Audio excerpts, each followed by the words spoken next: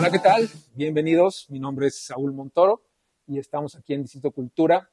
Y en esta ocasión para hablar de un tema complicado. Y es complicado porque mucha gente minimiza el cine de terror mexicano, siendo que tenemos una historia exquisita de cine de terror.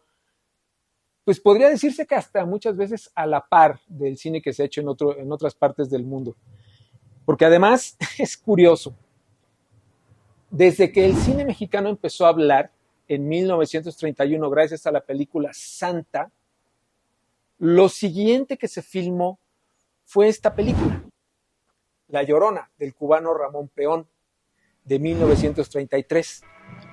Y es curioso porque toca un tema muy arraigado dentro de las leyendas mexicanas, que es justamente la leyenda de La Llorona, pero en esta ocasión el director no es que no tuviera una idea, sino que se fue hacia el lado no de terror, sino de suspenso y misterio para combinar una historia que en aquel entonces era moderna, en los años 30, con la mitología de la Llorona de la colonia. Y así empezó la historia del cine de terror en México. Después siguió otra película de Fernando de Fuentes, el veracruzano, que se llama El fantasma del convento. Aquí sí, ya con todos los elementos del terror convencional que se conocía un poco por el teatro, un poco por la literatura gótica, un poco por la literatura de terror de finales del siglo XIX y principios del siglo XX, donde nuevamente se toma una leyenda de un convento abandonado para poder crear esta historia donde además, repito, estamos hablando de los años 30, ¿no? Ya había cierto impulso de libertad hacia el movimiento femenino en todos sus aspectos, pero tiene esta lección, hay que ponerlo en contexto, esta lección en la que la mujer es la creadora de todos los males del hombre.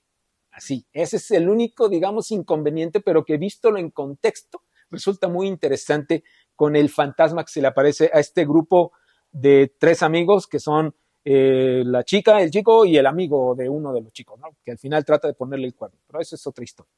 Entonces, a partir de este momento, la narrativa del cine de terror mexicano se enfoca hacia la, entre comillas, adaptación de las historias clásicas, Drácula, Frankenstein, el hombre lobo, pero ubicadas en un contexto nacional.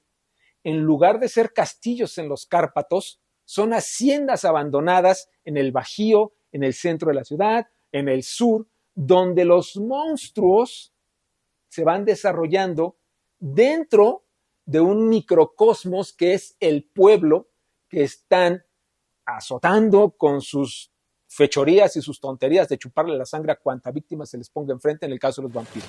Por ejemplo, el vampiro con Germán Robles es un ícono del terror mexicano, pero también demuestra la evolución que se fue dando, el cómo se contaba la historia.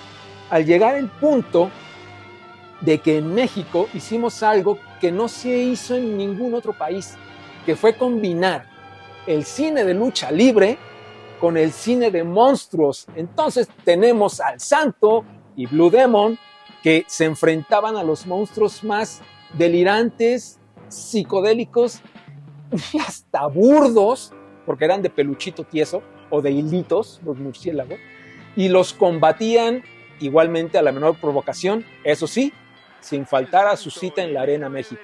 Podían estar los marcianos invadiendo México, pero el Santo y Blue Demon iban a su compromiso en la Arena México.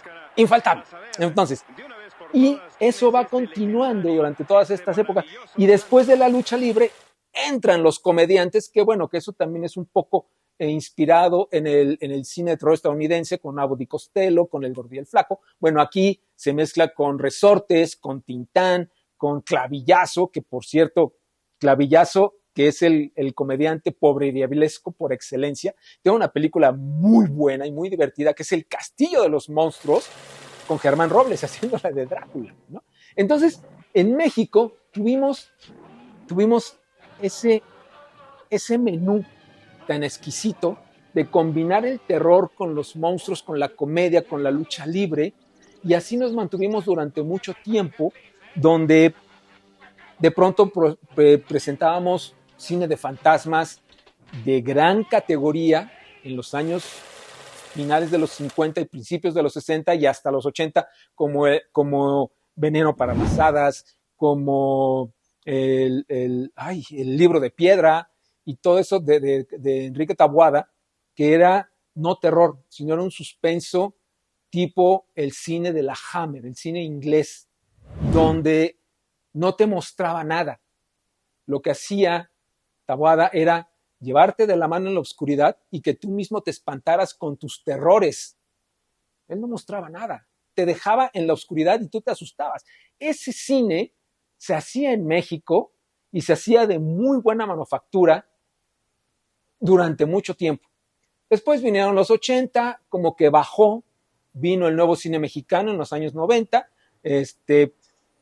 con historias de fantasmas, otra vez con comedia, combinado con policíaco, terror y encajes negros, por ejemplo. Y de pronto como que hubo una pausa, hasta que llegó Kilómetro 31, que retomó un poco también el terror ahora asiático. Todo esto para decir que el cine mexicano de terror no es un cine chafa, es un cine hecho con mucho amor, con mucha pasión, con muchos detalles que tienen que ver con nuestra idiosincrasia como mexicanos, porque al final las historias emanaban de aquí. Copiamos, quizá. Lo que hicimos fue adaptar los terrores para que nos espantaran literalmente a la mexicana. Eso es el cine que yo les recomiendo en esta ocasión, que vean ese cine de los, sobre todo comenzando con estas dos, principalmente. Y a partir de estas, déjense llevar de la mano de los directores a mundos oscuros, retorcidos y de mucho suspenso, que aunque parezca que está hecho al aventón, es un cine de mucho amor y de mucho compromiso con lo más interesante, que es asustarnos con nuestras propias tradiciones y nuestro propio folclore. Mi nombre es Saúl Montoro y les agradezco muchísimo que estemos aquí y nos vemos para la próxima en Distrito Cultura. Bye bye.